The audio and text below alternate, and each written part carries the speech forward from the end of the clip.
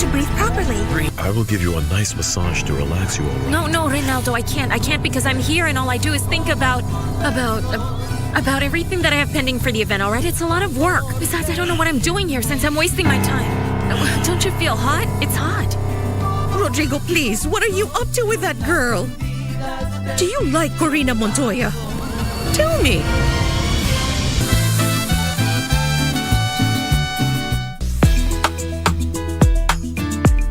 Na maandamano yake anafaa kusikilizwa namna gani? Maandamano yake iyatia gazi hiyo wao kirushwa hivi utasikiaje? Ama usukumwe hivi mtajua hamjui, nitahakikisha nimeenda na ujue utajulikana. Tunashika chakula bado unahesabu pesa. Okay, shida yako ni nini? Tumekuja kuchukua barua za afya. Ana hauna barua? Simama. Na wewe pia nufuate.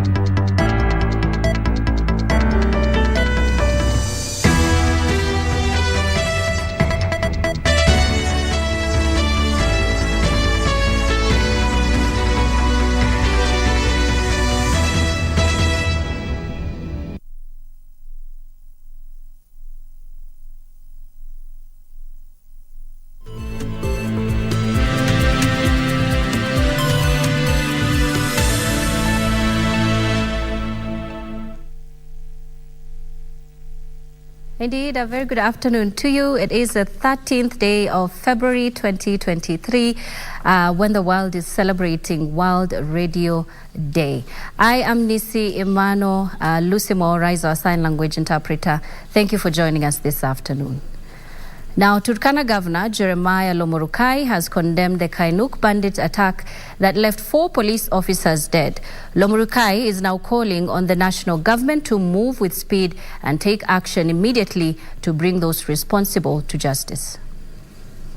Lomurukai lamented that there have been several attacks witnessed in the past few days, with the latest being a siege at Kainuk in Turkana South by suspected bandits, which led to the death of 3 police officers. The county boss urged authorities to deal decisively with the bandits who have made life impossible in Kainuk area. The equal treatment we give to Al-Shabaab must be given to that military group. I think if that is done, the people of Turkana will continue being peaceful because we respect the laws of this country, we respect the president of this country, and we respect the people or the citizens of Kenya. He further claimed insecurity in the area has deteriorated to unacceptable levels and that cases of attacks on police officers have become too frequent. Even the Red Cross team cannot access, the NGOs cannot access that road. If government cannot do it, but thank God the CES has sent a few contingent of security to that particular area. And the guys are now on the other bank of the bridge. He is now calling on the national government to act tough on the bandits and restore order.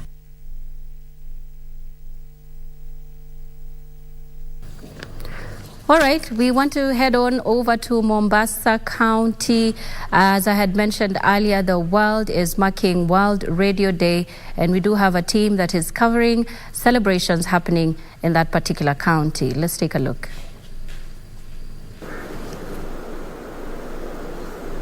Right. Good afternoon, Nissie. Happy World Radio Day here from Mombasa County. It has been a culmination of events leading up to this day here in Mombasa County. The theme of this year, 2023, is Radio for Peace. And I'm joined by the CEO of the Media Council, who has been spearheading this year's celebrations, to just give us their word. Various stakeholders have been here since morning, just addressing media practitioners on how they can use radio as a tool to promote peace in the country.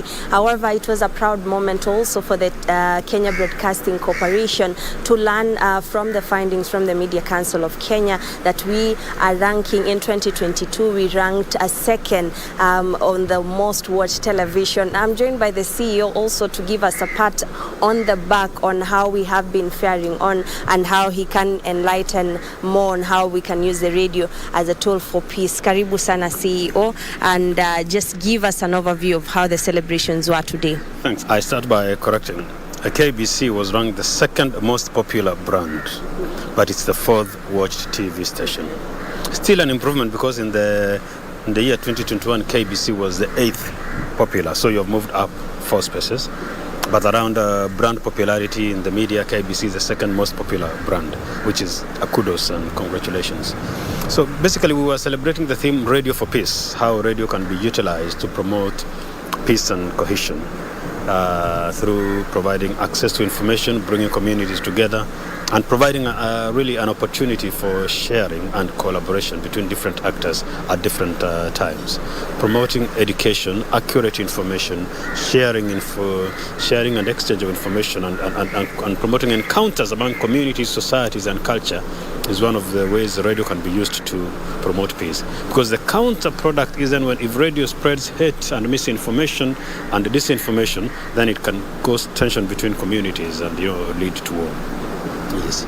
Yes, so we've heard from the county commissioner talking about giving a sample of some of the cases where radio was promoting conflict and as opposed of quelling the tension that was happening. For example, during the 2007 the skirmishes that were.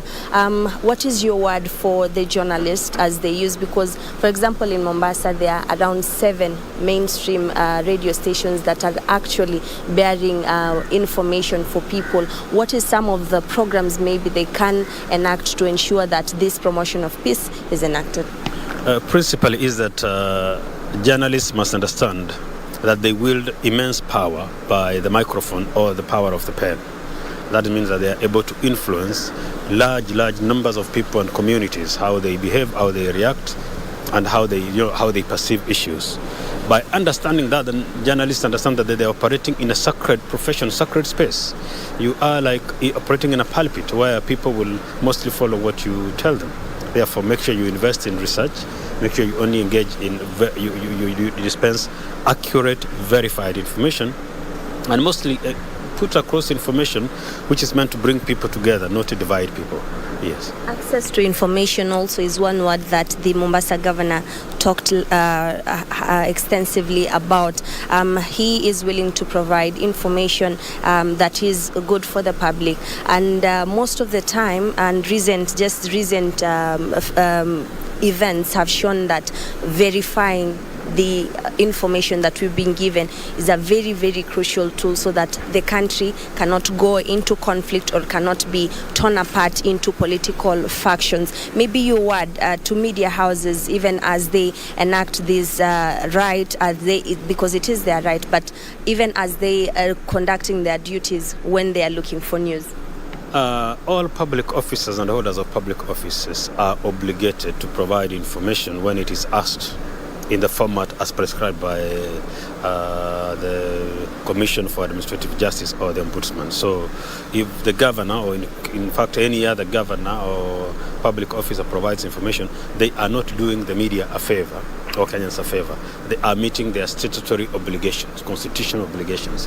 But second, now it's the duty of journalists then to make sure that they verify this information. Don't go screaming headlines and breaking news before you verify, because then you cause unnecessary tension and anxiety among Kenyans. So as I began earlier, that then as we celebrate media and the achievements and we appreciate their challenges, know that you operate in a hallowed space. People look up to you for information. Make sure that then you verify that information. Otherwise, there will be no difference between you in the media and the peddlers of fake news on social media. We must stand aside to be separated. Anybody else can go and scream breaking news or say whatever has happened. It's the duty of the media to verify, so that then when mainstream media said it, we know that it's true. Otherwise, if mainstream media screams louder than bloggers or some social media users, then we are failing Kenyans. And our work as the Media Council is to make sure that we protect the public that they have access to verified information, then we will demand for accountability from those then who go screaming and misleading Kenyans. Finally, as I let you go, as a media council, what exactly are you doing so that you can be able to see that these radio practitioners are efficiently doing their mandate? I mean, it's about training and ensuring they adhere with the code of ethics for their practice. We are engaging the media owners to make sure that the working conditions are fair, and really sharing of technologies and exchanges amongst them. Really, broadly, that's what we do. So we regulate and we develop, make sure that we have good skills, people know the confines of the law, and we also protect them when they do their job well. We make sure that their rights are protected. Yes. Thank you so much. Nissie, I hand it back to you in studio. We have been here since the morning with different stakeholders giving us a pat on the back as media practitioners on how not to divide the country using the media as a tool when you're faced with conflict or even in the day-to-day dissemination of news in whichever platform that there is. So I hand it back to you, Nissie, as we continue celebrating radio achievements and the strides that we have made as media practitioners. Juni Karisa from Mombasa County. All right. Thank you. Thank you very much, June Karisa, giving us a report from Mombasa County, especially particularly on the World Radio Day celebrations. And of course, a report will be brought to us in our subsequent bulletins. But for now, let's head on over to the meeting that is a supplementary budget estimates that is currently ongoing. We have had meetings with the Ministry of Lands. Last week, we have agreed on what we need to do to unlock that space. We have had meetings with the Kenya Revenue Authority with a view to leveraging on technology to seal the revenue leakages, looking at the infrastructure that they have at the moment and how we can augment their efforts in strengthening that infrastructure, while at the same time ensuring that in all the facets of digitalization that we are undertaking, we are carrying on board Kenya Revenue Authority so that they collect the revenue at source. The other area we are targeting is transport, so that we have got an e-transport system. We don't need the traffic police on the roads. We are targeting the immigration.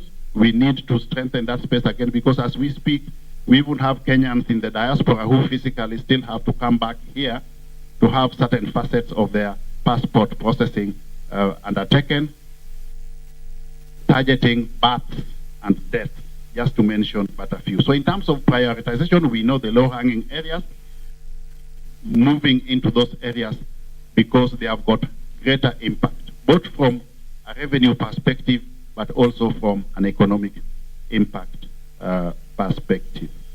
And just for purposes of information, this week, on Wednesday, we have got a team from India coming to meet various levels of government to give us presentation in India with respect to this digitalization space. We are targeting revenue collection and management services. We are targeting the system. That's another area we are focusing on, and we are also targeting the digital identity. Now that I've mentioned that one, Mr. Chairman, let me also clarify that the digital identity is not the same thing as Huduma number. Because whenever we mention it, people think of a Huduma number that, oh, we are introducing Huduma number. Look at it from a conceptual perspective that as we digitalize the government services, we don't need forcing Kenyans to go to government offices to flash an ID card.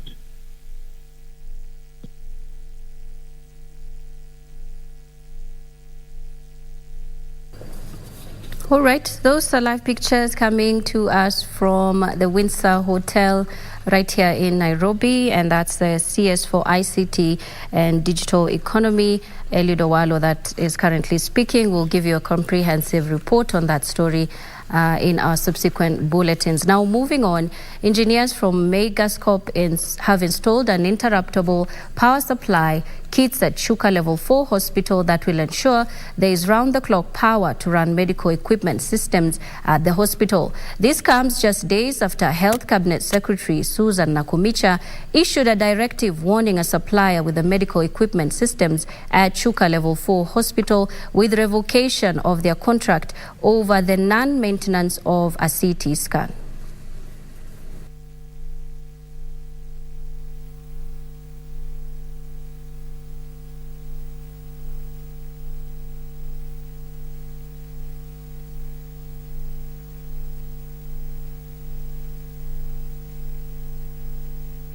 Therefore, for me as a minister, is to put the vendor of that machine on notice. Because these machines are on placement.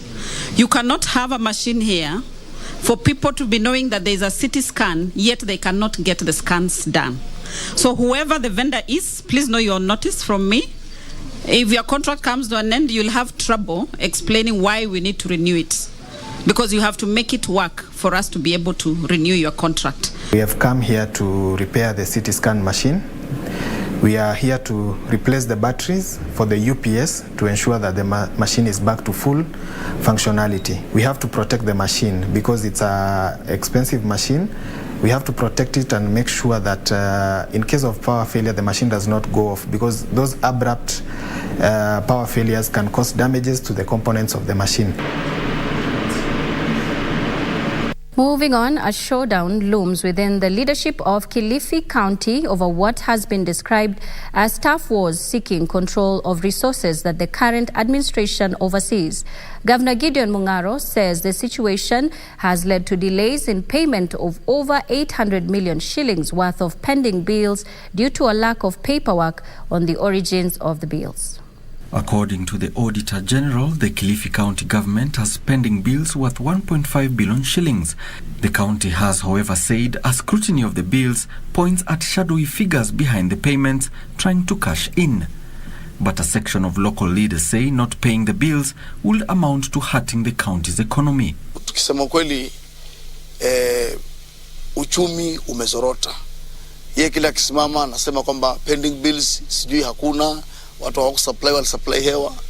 According to some local leaders, wrangles within the county government are as a result of unknown persons with interests going as far as influencing the county assembly leadership. Sometimes I hear some rumors that people are saying that there are some issues here and there, but I think those are assumptions.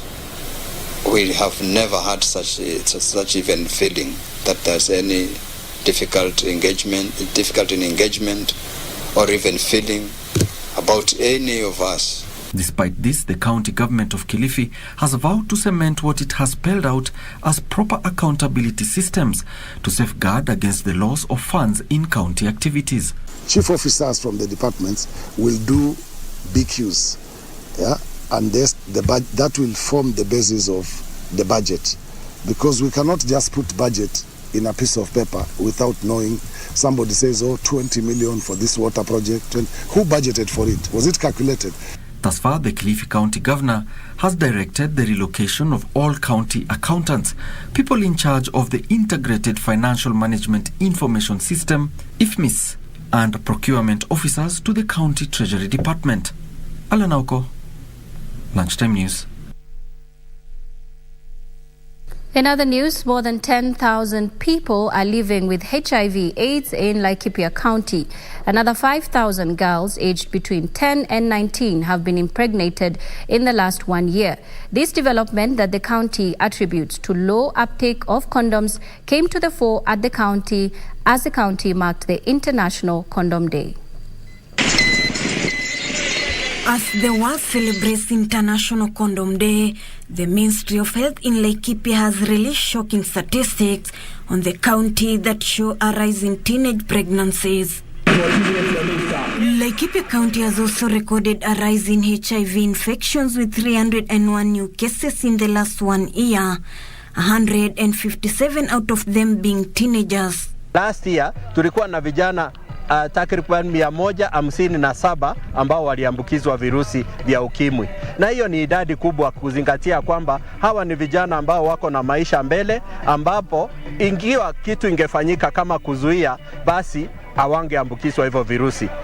The statistics are a wake-up call to people to use condoms as the world prepares to usher in Valentine's Day tomorrow. Tena kuhimisisha vijana ni vizuri sana tujichunge na tujipende, na pia tuhakikishe kwamba tunaweka matumizi ya mipira ya kondom kwa mpango kwa sababu ya maisha ya kesho. Na ujue kwamba hiyo narrative ya kusema ati huwezi kula sweet kwa karatasi, hiyo mimi naweza sema is ignorance and ignorance. Hamasisha wananchi wote kwamba utumizi wa kondom ni jambo nzuri hata kwa mafamilia, si kwa vijana tu wenye tuko na wao hapa, hata kwa mafamilia. Tunawaambia watu kama hamtaki kutumia any other method ya family planning, condom is the most effective family planning method. The Minister of Health in Laikipia County, Timothy Panga, cited a low usage of condoms among women compared to men. Wasichana wetu kama unaona partner wako aongei sana juu ya mambo ya kutumia male condom, uko na uhuru ya kutumia female condom. International Condom Day is celebrated on February 13 every year, a day before Valentine's Day. Ruth Wamboy for Lunchtime News. And a family in Dwashi village in Gatundu, North Kiambu County is living in fear following alleged attacks by evil spirits. The family says that unexplained incidents have been occurring, including strangulation and defecation in the house. The recent incident saw the family's house set ablaze by the alleged forces. Patrick Kinyungu, a resident of Ndwashi village in Gatundu, North Kiambu County, is a troubled man. In what has shocked the villagers, it is alleged that evil spirits have been terrorizing his family. The terror said to be ranging from strangulation to poisoning of the family food using tablets. Huyu mtoto alipigwa karibu miezi 3. Na ujui ni nani anampiga. Ungefanya nini kikiwa ni wewe? Kaona maguo imechomwa, inatolewa nje ikachomwa. Moto wa kila wakati, na beleni huyo kijana alikuwa kinyogwa kila wakati. Hii kijana yake yake ikiwa alikuwa anapigwa. Kupigwa kupigwa. Sasa ilikuwa nyingine unaona anafinywa juu nani anamfinya. Kinyungu saying that the alleged evil forces have been throwing objects at them on several occasions as well as defecating in the house. Nyongo mzima ya Geredi kaweko dawa. Sasa iko na kibuyu na imefunikwa, iko na dawa. Ukashindwa ni nani anaweka hiyo. Tati mara moja ni mara nyingi. Hiyo kitu huwezi kukula ukatupa nje. In the recent incident, the family home was torched with the source of the fire yet to be established. The family's efforts to salvage a few items were unsuccessful as the house was allegedly locked from inside. Mimi sikukueleza kile kilichoma nyumba kwa sababu ni sioni mtu. Kulikuwa kumefungwa na ndani. Na wewe iko nje. Unaweza kujua ni nani amefunga? Huwezi kujua. Nguo mkiweka kwa nyumba saa kama hii inasomeka kama saa hii. Lakini asubuhi isomeki. Usiku haisomeki. Kutoka saa 9 mpaka saa 11. Sasa tuko na shida, tujui tutafanya nini. Huyu mzee tujui atalala wapi. Sasa tunataka kuomba kama tunaweza saidiwa, ama huyu mheshimiwa wetu Bwana Kuruli anaweza kuja hapa asaidie hii nyumba, kujenga nyumba hata kama ni kidogo. Ikisomeka tunataka tumsaidie na maombi. Tukiomba hii maneno yetu itaisha.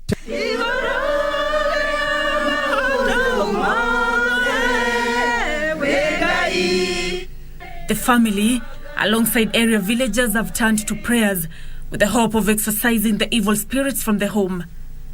Nancy Okware, Lunchtime News. And that story from Kiambu County brings us to a very fast break here on Lunchtime News. But don't go too far, we'll be back with more.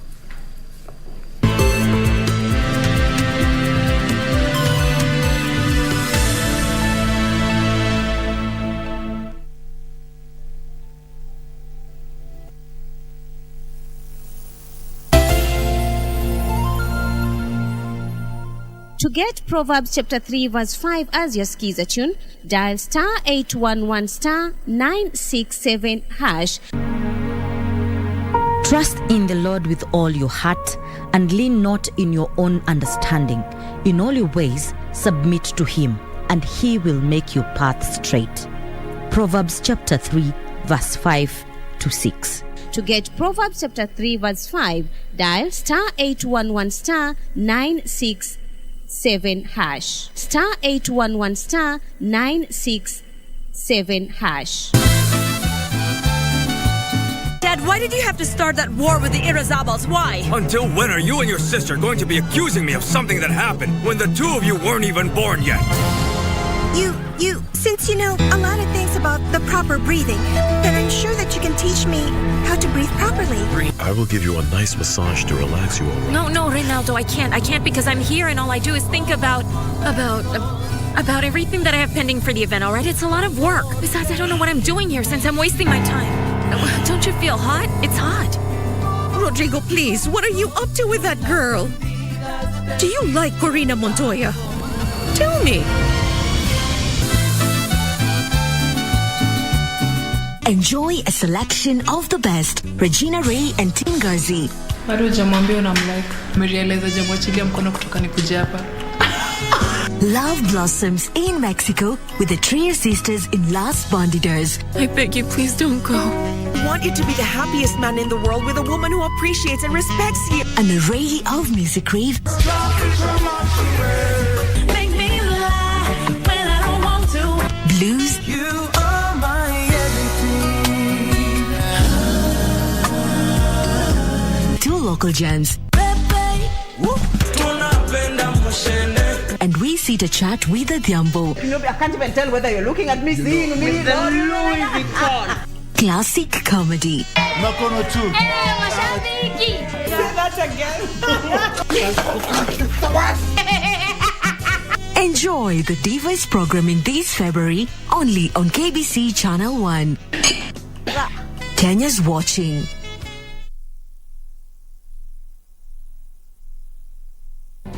Do you have a news story to share with KBC? Get in touch swiftly on email news@kbc.co.ke or call 0723-892-654 or 0734-780-124.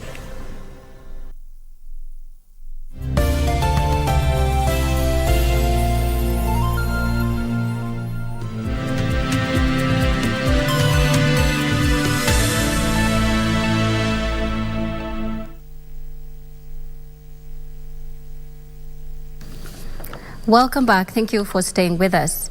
Now, a section of legislators from Kiambu and Murang'a counties are pushing for a review of the law to have Constituency Development Fund, CDF, and school bursary allocations dispersed based on population. The lawmakers say heavily populated elective areas have been disenfranchised when it comes to government funding, particularly education, bursaries, and CDF allocation.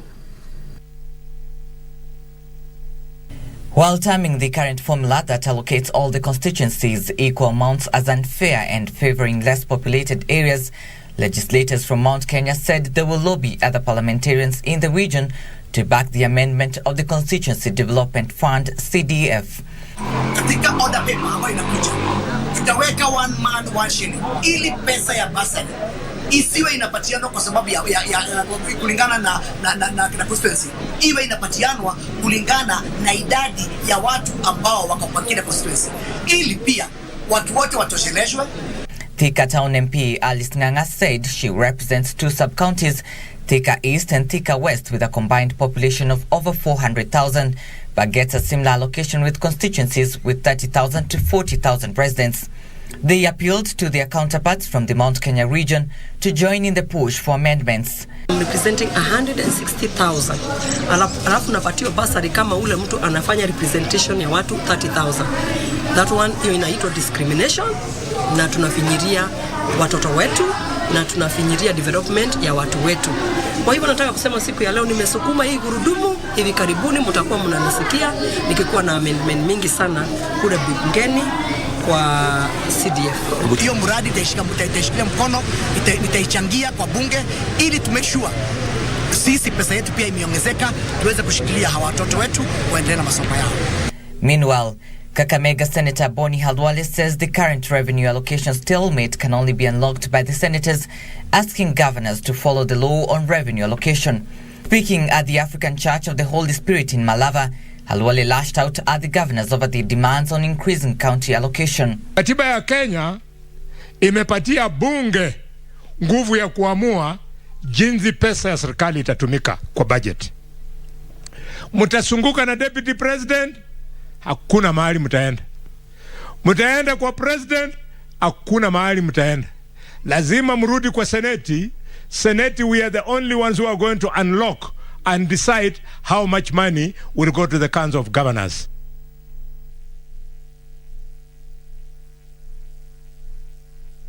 Parents in Fafi constituency, Garissa County, had a reason to smile after area member of Parliament Salah Yakub offered free shopping for their children through the CDF as they report back to school.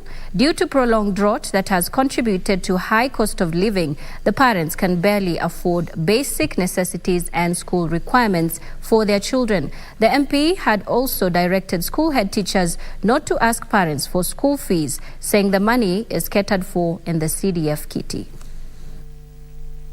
As the drought continues to bite, the cost of living has continued to rise.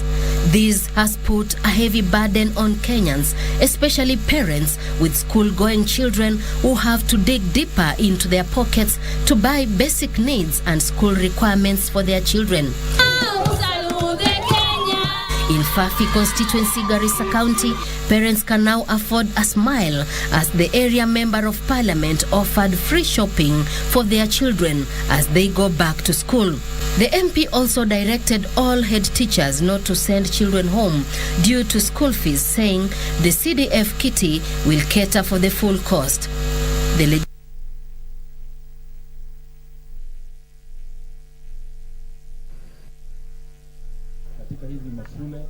Tunawalipia kila kitu, zero fees program hiyo. Tunaleta mtoto hapa, tunamlia yeye uniform, tunamlia yeye mosquito net, tunamlia yeye sanduku, viatu ya shule, vitabu, hata geometry set iko hapo ndani.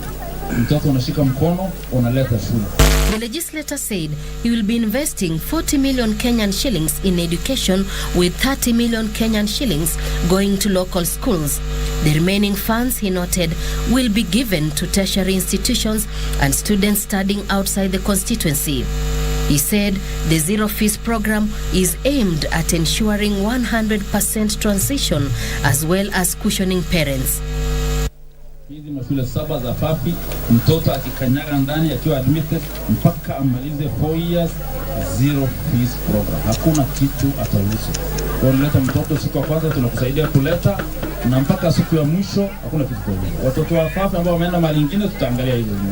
Bura East Sub-County Deputy County Commissioner Thomas Bett urging parents to ensure that all children go to school.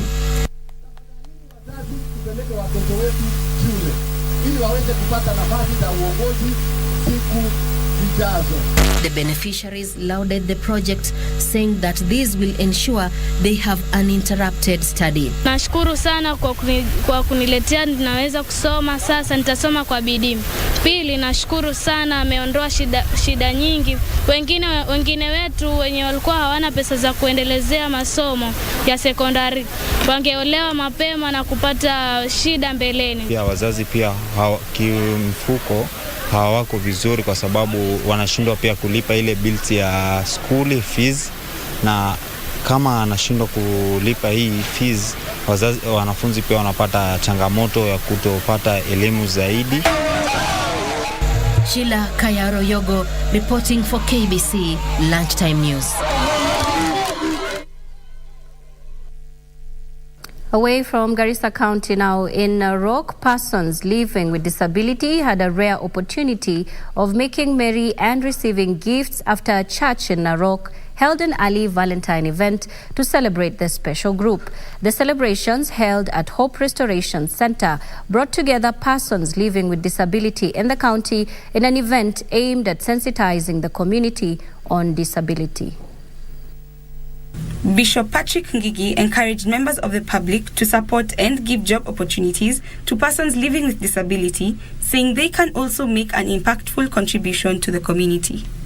Maana wako na uwezo, wamesoma na wako na uwezo ya kuweza kufanya mambo mengi. Hata sisi kama waajiri, wale ambao wanaajiri watu huko nje, tuwapatie nafasi. Paul Olesopia said the unique opportunity offered the group a moment to encourage one another and share their experiences. Kanisa hili la Hope Church tunashukuru sana kwa ajili ya kujali maslahi ya watu walemavu na hata kuita tumetoka all the way kutoka Mara sehemu yote ya kaunti ya Narok.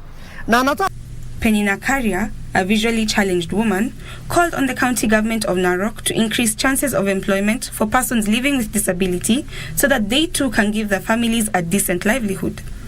Katika nafasi ya kazi, pia sisi tunaweza fanya kazi. Disability is not inability. Pia sisi tuangaliwe, tutafutie nafasi ya kazi na tutafutie nafasi katika kila hali. Joan Njunge for Lunchtime News. Moving on, Migori County government has finally created space for fish traders to trade inside the Marindi market. The county has installed water and electricity in Marindi market, allowing fish traders who were previously selling their fish on the roadside to do business within the market. The fishmongers have welcomed the move, saying it not only creates a conducive environment to do business, but will also help grow their business. Last week, Migori fishmongers had launched a complaint with the Department of Trade over their eviction from Matatu terminal.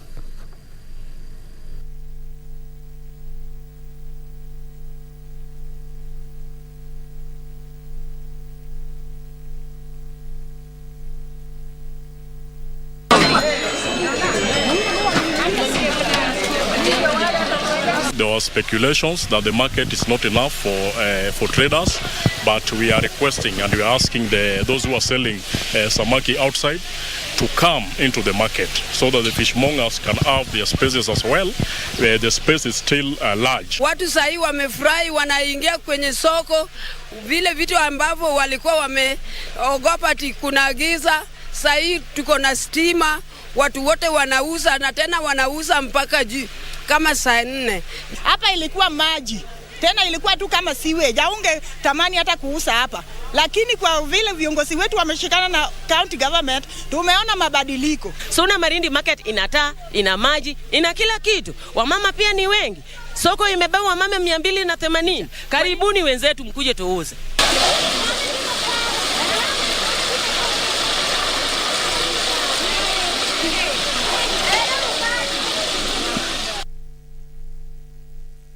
Elsewhere, a group of well-wishers are calling on President William Ruto to roll out the second phase of Hustler Fund with a substantial amount of money that can improve business among youth and women groups.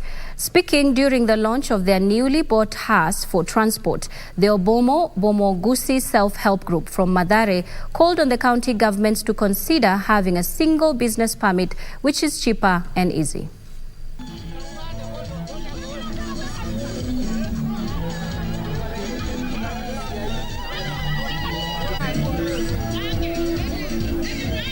Hustler Fund tunaikubali, hata ingawa kiwango yake iko chini kidogo, lakini kama inaweza sidishwa kidogo wewe juu, inaweza saidia mahali pakubwa sana.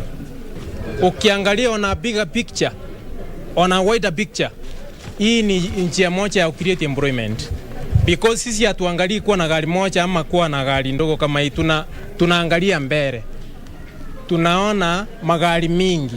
Tulikuwa tunaomba Hustler Fund iweze kuongeza vikundi pesa ndio tuweze kujiendelesha. Wale wanachama wenzangu, kwa sababu kama mimi nimetoka Embakasi West nikakuja hapa Mathare kwa hii group.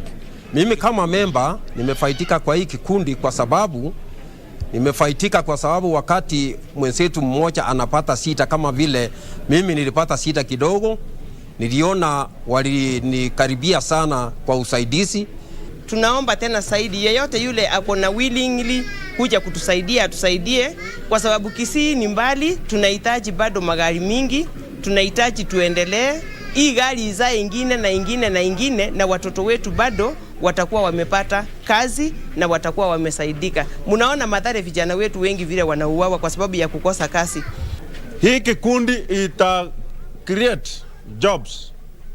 Kwa mfano, tutakuwa na dereva, yani driver. Pia labda wakati maybe mwenzetu amepumzika, ameenda mbinguni,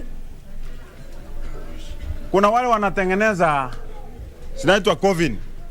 Pia hiyo ni biashara.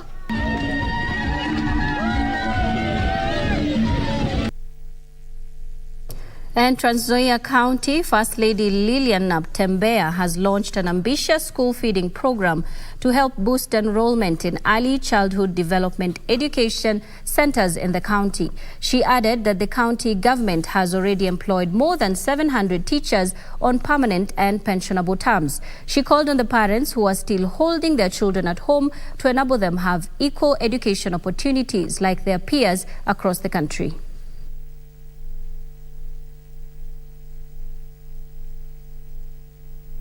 So as a mother, I'm really touched. That's why I came out today to come and launch this something small. But it's yes,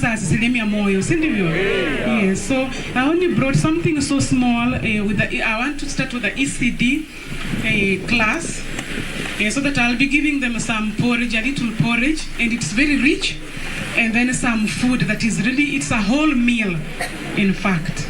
So I'll start with that small one. I hope God will bless this program so that it doesn't collapse.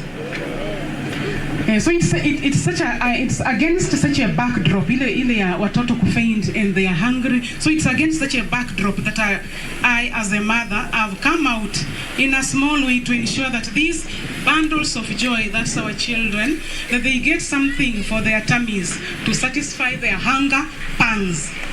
I even still want to extend the same request to other leaders in our county to join hands with me in ensuring that this program is sustainable.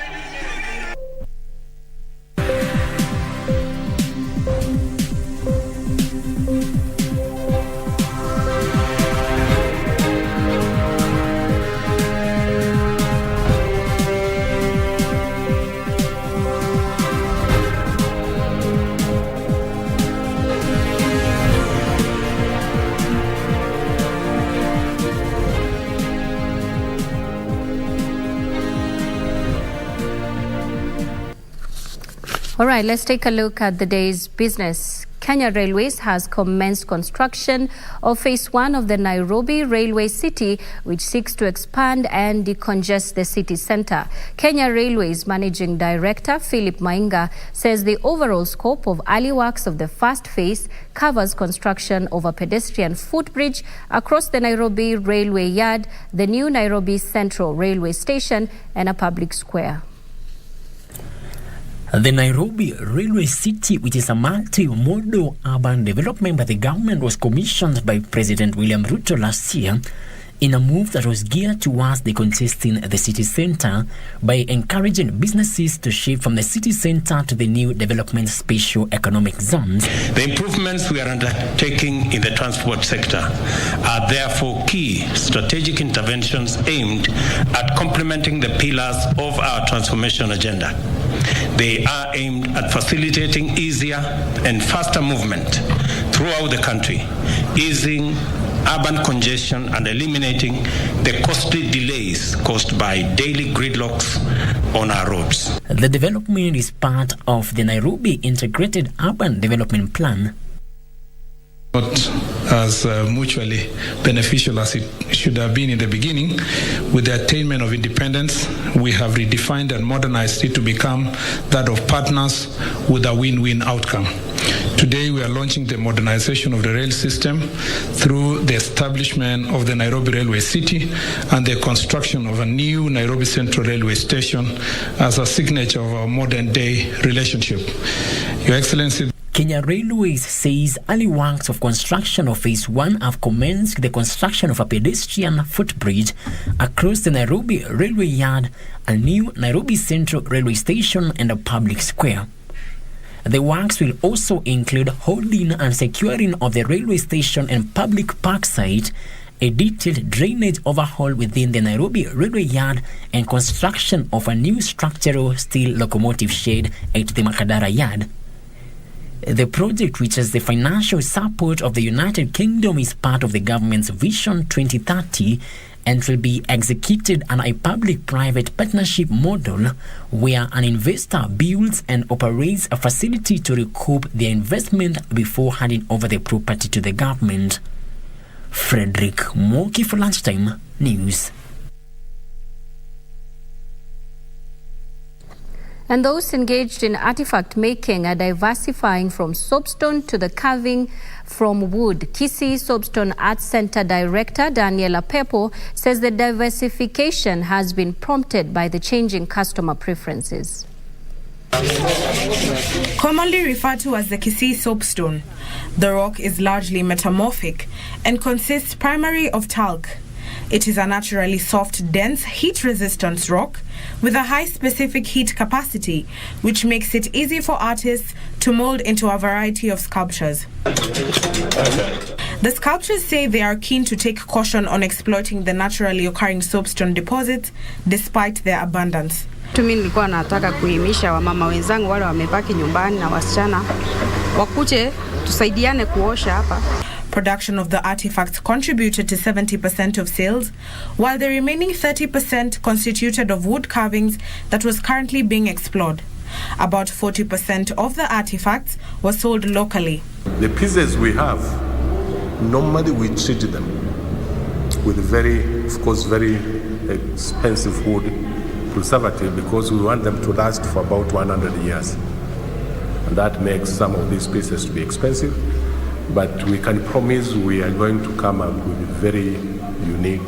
We also sell about 40% of our products in the Kenyan market. So, for instance, we have products that are favorable in the Kenyan market, and we have other products that are favorable in the outside space. They, however, note that the acquisition of export and soapstone permits, among other regulatory requirements, remain a challenge to their trade, which they want the government to address. Serikali atusaidie tuinue hii kampuni yetu ikue kubwa ili tupate pesa ile itatusaidia. Ndota Mokami for Lunchtime News. We are taking another break, but we'll be back with more business stories and sports. Do stay with us.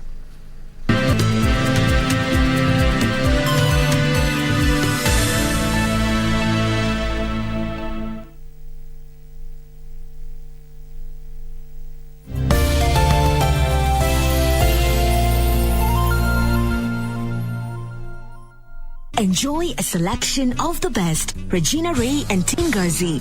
Bado hujamwambia unamlike. Umerealize jamwachilia mkono kutoka nikuje hapa. Love blossoms in Mexico with the Trier sisters in Las Bandidas. I beg you, please don't go. We want you to be the happiest man in the world with a woman who appreciates and respects you. An array of music rave. Make me lie when I don't want to. Blues. You are my everything. Two local gems. And we sit to chat with the Kiambu. I can't even tell whether you're looking at me, seeing me, with the Louis Vuitton. Classic comedy. Makono too. Hey, mashabiki. Say that again. Enjoy the Divas programming this February only on KBC Channel 1. Kenya's watching.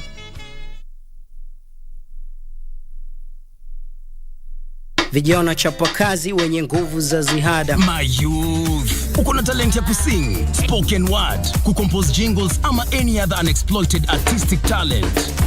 Gava through Ministry of Information, Communication and the Digital Economy na KBC sasa wamekama up na project ya kupromote usanii called Studio Mashinani. Hizi ni studios ziko grassroots and they are fitted with high quality state-of-the-art equipment where you can produce quality audio and video music content for free. What's more, wanaoffer mentorship na talanta yako itakuwa promoted on KBC Channel 1 TV, Y254 na radio stations za KBC. Tembelea studio mashinani huko Comarox, Langata, Sauti House Mombasa, Kirwara huko Gatanga, Kitui next to Manyanyoni Chiefs Camp na Kisumu City wako hapo KBC station. Usilalie talent. This is your chance to commercialize and popularize your talent through studio mashinani.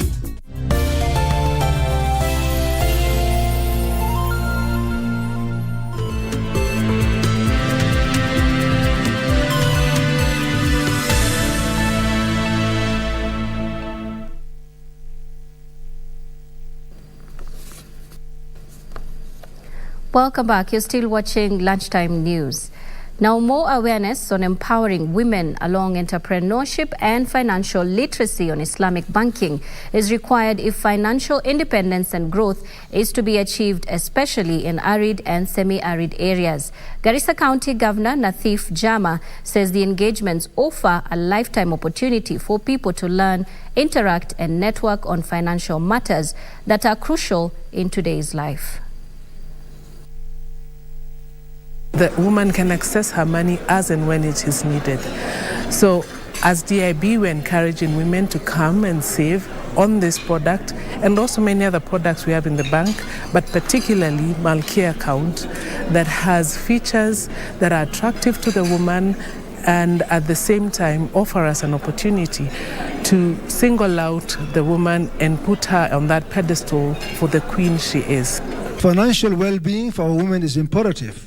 It's also a fact well appreciated that wealth creation and financial management in Islam is different from conventional wealth management in terms of many issues such as the prohibition on interest or riba.